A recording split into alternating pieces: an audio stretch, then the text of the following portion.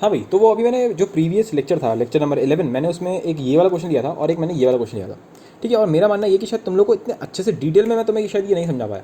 Right, तो मैं इसको आज और मतलब इसको और कंसेप्चुअली क्लियर करना चाह रहा हूँ इस टाइप के क्वेश्चंस को, कि जीआईएफ में दिक्कत क्या होती है। ठीक है, वैसे हम इसको और भी कई जगह पे देख चुके हैं, पर कई बार क्या होता क्या, जब चैप्टर में आगे रहते हैं तो और कन्फ्यूजन हो जाती है। तो मैं सोच रहा था कि इसको और अच्छे से एक्सप्लेन कर दिया जाए। ऑल राइट, तो अब मैं इसको एक्सप्लेन करता हूँ। पहले वाले क्वेश्चन को ग्राफिकली एक्सप्लेन करते हैं, तो तुम्हें ज़्यादा अच्छे से समझ में आएगा चल क्या रहा है। तो सबसे पहले मैं यहाँ पे ग्राफ बना देता हूँ लॉग साइन एक्स का। ठीक है, तो और फिर एक ग्राफ बना देते हैं यहाँ पे। तुम्हें ऑब्वियसली ग्राफ बनाने की कोई ज़रूरत नहीं है, मैं तो बस तुम्हें समझाने की कोशिश कर रहा था। ठीक है, तो अगर समझ में आ जाए तो मज़ा आ जाएगा, कंसेप्चुअली समझ में आना ना तो सही रहता है। ठीक है, तो ये हमारे ग्राफ बन गए हैं यहाँ पे। तो ये क्या बन गया, ये एक्चुअल में क्या है, ये क्या बन गया यहाँ पे। ठीक है, तो अगर मैं इस वाले को ध्यान से देखूंगा तो ये जो नीचे वाला बंदा है, ये जो तुमने नीचे बनाया है, ये है तुम्हारा लॉग साइन एक्स, और ये जो तुम ये देख रहे हो ये है तुम्हारे पास डिब्बा x/2। अब मुझसे क्वेश्चन में क्या पूछा गया था, मुझसे उसने एग्जैक्टली पूछा था ये लिमिट x टेंड्स टू π/2 के लिए उसने मुझसे पूछा है। सो लिमिट, सॉरी, हाँ, तो हमारे पास क्या पूछा, उसने पूछा था लिमिट x टेंड्स टू π/2, और फिर उसने बोला था ऊपर लिखा है x/2 और नीचे लिखा हुआ है, क्या लिखा है, नीचे लिखा है लॉग साइन एक्स। ठीक है, ये पूछा उसने। अब इसको एक्सप्लेन करने के लिए मैं थोड़ा इसको जूम मारता हूँ तो तुम्हें ज़्यादा अच्छे से समझ में आएगा। पहले तो ये समझेंगे कि π/2 एक्चुअल में है कहाँ पे। ठीक है, π/2, तो ये मैंने काफ़ी उसमें ग्राफ बना दिया है। तो ये वाला ग्राफ तुम देख पा रहे हो, ये तुम्हारा वही वाला है x/2, और ये जो कर्व वाला तुम देख पा रहे हो ये है हमारा लॉग साइन एक्स। ठीक है, एक बार कंसेप्चुअली समझ लोगे फिर अपने आप समझ में आ जाएगा क्या चल रहा है इसके अंदर। ठीक है, अब सुनो, 1.57 π/2 कहाँ पे होगा, π/2 क्या होता है 1.57 समथिंग, यानी कि कुछ इस तरफ को कहीं पे होगा, ये कुछ इस तरफ को तुम्हारा π/2 होगा। राइट है, ठीक है, कोई दिक्कत नहीं है इसमें। अब अगर मैं सिर्फ ये निकालता हूँ, ठीक है, तो अगर अब मैं तुम्हें ये चीज़ समझाऊँ तो अगर मैं ये निकालूँ limit x tends to π/2 log sine x, अगर मैं सिर्फ इतने की बात करूँ तो मेरे पास क्या आंसर आएगा। अगर मैं सिर्फ इतने की बात करूँ तो देखो π/2 तो ये है, π/2 तो ये है। अगर मैं इस तरफ जा रहा हूँ तो ये मेरा एल होगा, और इस तरफ से आऊँगा तो ये मेरा आर होगा। बिल्कुल सही बात है। ठीक है, तो अगर तुम दोनों तरफ से आओगे तो तुम्हें दिख रहा होगा कि दोनों तरफ से ये तुम्हारा जो आंसर है किस तरफ को टेंड कर रहा है, ये जीरो को टेंड कर रहा है। तो इसकी लिमिटिंग वैल्यू क्या होगी, इसकी लिमिटिंग वैल्यू जीरो होगी। ठीक है, इसमें हमें कोई डाउट नहीं होना चाहिए। बहुत बढ़िया। अच्छा, अगर मैं ये देखूँ limiting value of x tends to π/2 और मेरे पास है डिब्बा x/2। अब जरा डिब्बे वाले केस को देखना तो तुम्हें ज़्यादा से समझ में आएगा। डिब्बे वाले केस के लिए भी π/2 यहाँ पे ही है। ठीक है, और डिब्बा हमारा ये पूरा का पूरा, ये जो पूरी की पूरी तुम लाइन देख रहे हो हॉरिजॉन्टल लाइन जो मैंने अभी बनाई है, ये चलो दूसरे कलर से बना देता हूँ और थोड़ा मोटा ले लेता हूँ तो ज़्यादा अच्छे से समझ में आ जाएगा। ये वाली, ये ठीक है, ये तुम्हारा पूरा का पूरा जीरो है। राइट, पूरा का पूरा जीरो मैंने क्यों बोला, मैंने जान पूछ के बोला, क्यों बोला, देखो यहाँ पे ये जो पॉइंट है ये है π/2। अब चाहे तुम इसका एल चल लो चाहे आर चल लो, ठीक है, वो क्या आएगा, जीरो ही आएगा, क्योंकि जीरो पे ही चल रहे हो तुम। तो मेरा पॉइंट यहाँ पर ये है कि यहाँ पर तुम देख पा रहे हो कि एग्जैक्टली हर चीज़ ही जीरो है। मतलब चाहे π/2 को तुम कहीं से भी ले जाओ, मतलब कैसे समझाया जाए इसको, हम ऐसे समझ सकते हैं कि जब मैं अगर यहाँ पे ऐसे ले लूँ, अगर मैं थोड़ा बहुत ऐसे लेता हूँ, मानो π/2 से थोड़ा पहले लूँ, π/2 से थोड़ा पहले लूँ, तो अगर मैं साइन वाले ग्राफ पे देखूंगा, अगर मैं इस वाले कर्व वाले ग्राफ को देखूँ, इस वाले ग्राफ को देखूंगा, तो इस वाले ग्राफ के अंदर अगर ये π/2 है तो इससे थोड़ा नीचे है, मतलब डिक्रीज होती जा रही है वैल्यू।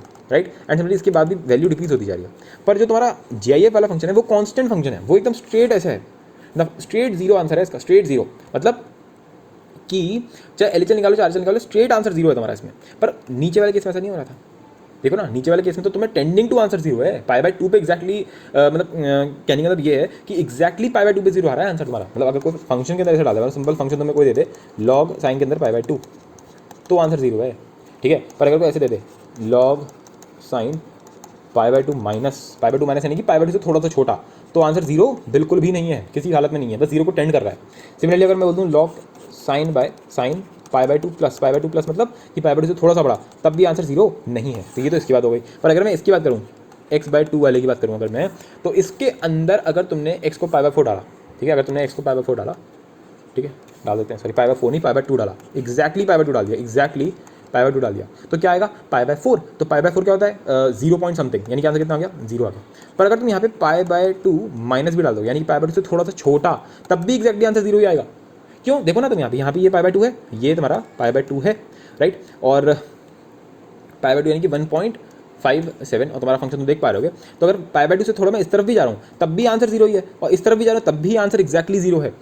जो तुम्हारा ये वाला जो ग्राफ है, ये इस वाले ग्राफ में तुम्हारी वैल्यू डिक्रीज हो जा रही है, इस वाले ग्राफ में आंसर जीरो नहीं है। देखो ना, जो तुम्हारा लॉग साइन एक्स वाला जो ग्राफ है, लॉग साइन एक्स वाले ग्राफ में सिर्फ और सिर्फ पाई बाय 2 पे आंसर एग्जैक्ट जीरो है, उसके अलावा जो पॉइंट्स हैं उस पर जीरो नहीं हो रहा है। पर जो तुम्हारा जीआईएफ वाला ग्राफ है, उसके अंदर चाहे पाई बाय 2 माइनस डालो, चाहे पाई बाय 2 प्लस डालो, हर एक के लिए आंसर जीरो है। इसीलिए हम यहाँ पे बोल रहे हैं कि यहाँ पर एग्जैक्ट जीरो वाली कहानी है। मतलब क्या हुआ? मतलब ये हो गया कि अगर मैं सिर्फ इस वाले को फोकस करूँ, इस वाले पे, ये इस पे फोकस करूँ और इस पे फोकस करूँ, ठीक है, तो अब मैं इन दोनों को कंबाइन कर सकता हूँ। चलो थोड़ा सा नीट एंड क्लीन करके तुम्हें दिखाता हूँ, जैसे कि तुम्हें पहली बार मतलब तुम्हें फाइनली जाके समझ में आ जाएगी। बहुत कम लोगों को पता होता है, लिटरली मतलब बिलीव मारो इस बात का, बहुत कम लोगों को इसकी फील होती है, तो इसलिए मैं समझा रहा हूँ इसको। So limit x tends to, और मैं सिर्फ एलएचएल की बात करूँगा, पाई बाय 2 माइनस, और नीचे मैंने लिख दिया log sine pi by 2 minus ही आएगा यहाँ पे, ठीक है। तो ये तो मैंने हटा ही दे रहा हूँ यहाँ से, है ना, कि बात वही है, चाहे अलग से एक जगह पे लिख दो, चाहे इस तरफ लिख दो। और नीचे क्या लिख दिया यहाँ पे एक्स बाय 2 है, तो एक्स बाय 2 की जगह मैंने क्या लिख दिया, पाई बाय 2 माइनस डिवाइड बाय 2, ये लिखा हुआ है। अब मुझे पता है ऊपर वाला बंदा एग्जैक्टली जीरो है, पर नीचे वाला बंदा जीरो नहीं है। अभी प्रूफ किया कि ऊपर वाला बंदा एग्जैक्टली जीरो है, नीचे वाला जीरो नहीं है, तो इसका ओवरऑल आंसर कितना हो गया, जीरो हो गया। बोलो, क्या ये बात फंडामेंटली समझ में आ गई कि जो डिनोमिनेटर है वो एग्जैक्टली जीरो नहीं है, वो जीरो को टेंड कर रहा है, बस जीरो नहीं है एग्जैक्टली वो। सिमिलरली अगर मैं इसका राइट हैंड वाले के साथ देखता हूँ, तो पाई बाय 2 प्लस डाला तुमने, डिवाइड बाय 2 ऐसे करके, तो मैं पता कि ये एग्जैक्टली जीरो हो जाता है। डिवाइड बाय नीचे क्या आएगा, नीचे आएगा लॉग साइन पाई बाय 2, यहाँ पे है प्लस, ठीक है। तो तुम देख पा रहे होगे कि फिर से वही वाली बात आ गई, क्योंकि एक्जैक्टली पाई बाय 2 नहीं है, ये वाला बंदा जीरो नहीं है, जीरो को बस टेंड करेगा पर जीरो नहीं हो पाएगा। देखो ना, यहाँ से तुम देखोगे तो मतलब इस टाइप की कुछ वैल्यू होगी, यहाँ पर भी सिर्फ इस टाइप की वैल्यू होगी कुछ, ठीक है ना, ये कुछ वैल्यू आ रही है जीरो से थोड़ी सी नीची, ठीक है ना, जीरो नहीं है जो भी है फिलहाल, और ये एक्जैक्टली जीरो था, तो इसलिए इसका आंसर कितना हो गया, जीरो। अब एलएचएल भी तुम्हारा जीरो है, आरएचएल भी जीरो है, इसलिए कंबाइन करके हम बोल सकते हैं कि कंबाइन करके इसका आंसर कितना हो जाएगा, जीरो हो जाएगा। तो इसीलिए हमने बोला इस वाले क्वेश्चन का आंसर कितना हो गया, जीरो हो गया। कितना हो गया, जीरो हो गया। तो इसको तुम ऐसे नहीं बोल सकते कि ये, ठीक है, तो इस बात से बचो कि ये जीरो टेंडिंग टू नहीं है। तुम समझ चुके हो, मन समझ चुके हो कि एलएचएल और आरएचएल के अंदर एक्जैक्टली ये जीरो है, पर एलएचएल और आरएचएल के अंदर ये जीरो नहीं है, ये जीरो को टेंड कर रहा है, ठीक है। तो इस वजह से, क्योंकि ये ऊपर वाला बंदा एग्जैक्ट जीरो है, इसलिए इसका आंसर जीरो है, ठीक है। क्या आई होप सो यार मैं इस बार फंडामेंटली समझ पाया। अगर अब भी समझ में नहीं आया तो आई एम रियली सॉरी, ठीक है। फिर तो मतलब मे भी तुम किसी और टीचर से पढ़ सकते हो, मे बी, मतलब बिलीव नहीं, मतलब इसमें मतलब मैं कोई नहीं बोल रहा, मे भी मैं समझा नहीं पा रहा हूँ सॉर्ट ऑफ। खैर, अब इसमें और कुछ और अगर मैं और एग्जाम्पल ले लेता हूँ, बिल्कुल इसी टाइप का एग्जाम्पल है ये वाला, एक्स स्क्वायर का डिब्बा अपॉन एक्स स्क्वायर, ठीक है, ये देखने में काफ़ी सिमिलर सा लगता है। तो पहले तो बनाते हैं एक्स स्क्वायर,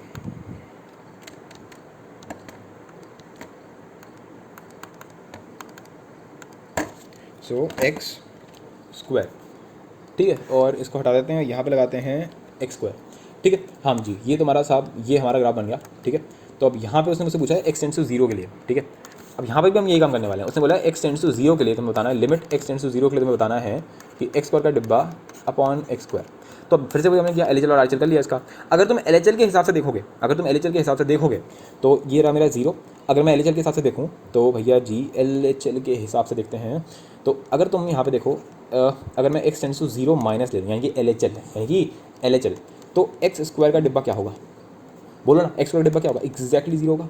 क्यों एग्जैक्टली जीरो क्यों होगा, अरे जीरो है, जीरो से ठीक पहले तुम देखो ना, ये पूरा जो लाइन तुम्हें दिख रही है ना, ये पूरी की पूरी लाइन ही जीरो है। ये तुम्हारा जीआईएफ का फंक्शन है, एक्स स्क्वायर का मैंने ग्राफ बनाया है, ये डिब्बा एक्स स्क्वायर का मैंने ग्राफ बनाया है। ग्राफ में तुम देख पा रहोगे कि अगर एक्स जीरो माइनस है तो एक्स स्क्वायर क्या आ रहा है, जीरो आ रहा है। सिमिलरली अगर x tends to zero plus है तब भी एक्स स्क्वायर क्या आ रहा है, जीरो आ रहा है। और अगर एक्स जो है एग्जैक्टली जीरो है तो भी क्या है, डिब्बा जीरो है, ठीक है। ये मैंने कहाँ से बोला, ये मैंने यहाँ से बोला, ये जो इसका हॉरिजॉन्टल लाइन तुम्हें दिख रही है। पर अगर अब मैं तुम्हें सिंपल इसकी बात करूँ, तुम्हारे एक्स स्क्वायर के ग्राफ की बात करूँ, जो तुम्हें ये दिख रहा होगा कर्व्ड टाइप का, इस कर्व्ड वाले ग्राफ के अंदर अगर मैं बोलूँ कि x tends to zero minus है, x tends to zero minus यानी कि काइंड ऑफ यहाँ पे, तो मैं साफ साफ देखा कि यार यहाँ पे आंसर जीरो नहीं है, कुछ है, कुछ तो है, जीरो से थोड़ा सा बड़ा है, मतलब जीरो को टेंड कर रहा है आंसर, पर जीरो नहीं है। सिमिलरली अगर मैं यहाँ पे बात करूँ जीरो प्लस, अगर मैं x tends to zero plus पे जाऊँ तो यहाँ पर भी ये हो रहा है कि आंसर कुछ तो है ही ना, जीरो नहीं है, कुछ तो है ही। तो इसका मतलब ये हो गया कि अगर x tends to zero minus है या जीरो प्लस है तो तुम्हारा एक्स स्क्वायर जो है वो जीरो को टेंड करता है, बस जीरो के बराबर नहीं होता। पर अगर x tends to zero minus है और x tends to zero plus है तो तुम्हारा एक्स स्क्वायर का डिब्बा जो होता है वो एक्जैक्टली जीरो होता है। इसीलिए हम बोल पाते हैं कि डिब्बा एक्स स्क्वायर जो है वो तो एक्जैक्टली जीरो है, पर नीचे वाला जो एक्स स्क्वायर है वो एक्जैक्टली जीरो नहीं है, वो जीरो को टेंड कर रहा है। तो zero point zero tending to क्या होगा, जीरो होगा। तो उसका आंसर भी कितना हो जाएगा, जीरो ही हो जाएगा। आई होप सो यार कि अब शायद समझ में आ गया होगा, जिन लोगों को शायद पहली बार में समझ में ना आया हो, ठीक है। तो इसका आंसर भी क्या हो जाएगा, जीरो, ठीक है। अब मैं ज़रा इस वाले क्वेश्चन पे भी आना चाहूँगा, क्योंकि मुझे लग रहा है शायद ये वाला भी कई लोगों को कन्फ्यूजन में रहेगा वो लोग, तो इसको भी एक बार ग्राफ से समझ लेते हैं, ज़्यादा अच्छे से समझ में आ जाएगा, एक ही झटके में समझ में आ जाएगा, राइट। तो अगर मैं बताऊँ इसको, चलो मैं बना के दिखाता हूँ। तो सबसे पहले हम लेंगे फ्लोर यानी कि GIF।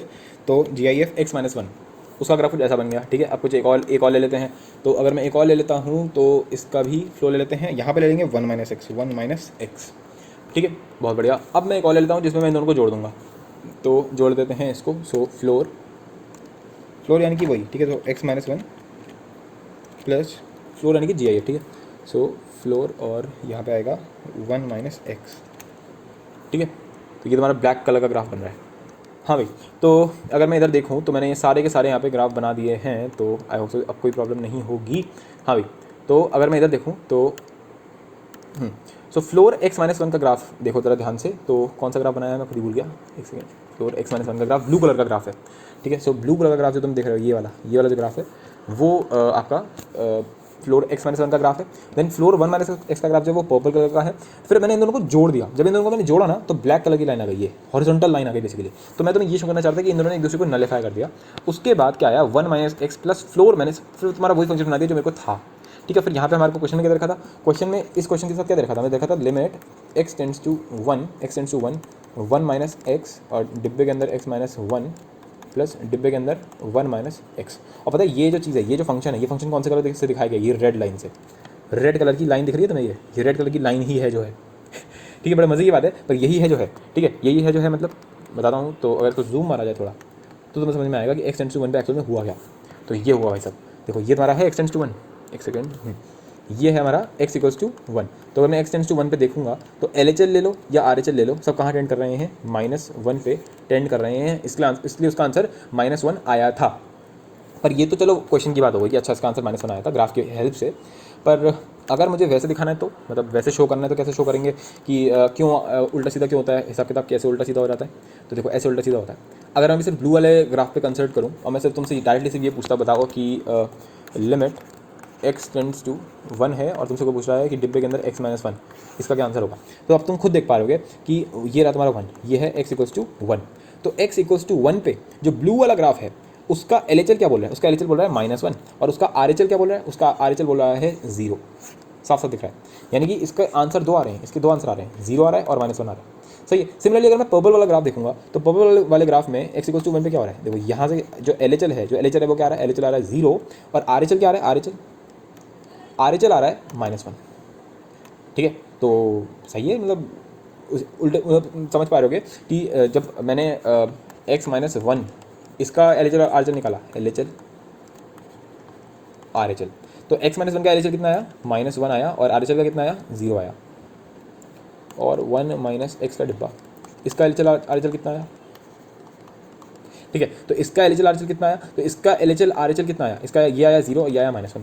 अगर मैं इन दोनों को जोड़ भी दूंगा ना, LHL जोड़ दोगे तो कितना आएगा, -1, RHL जोड़ दोगे तो कितना आएगा, -1। तो कल को तुमसे कोई ये पूछे limit x tends to 1 x-1, ठीक है, तो तुम बोलोगे डज नॉट एग्जिस्ट। क्यों डज नॉट एग्जिस्ट क्यों बोला, क्योंकि लिमिट मतलब LHL -1 है और RHL 0 है।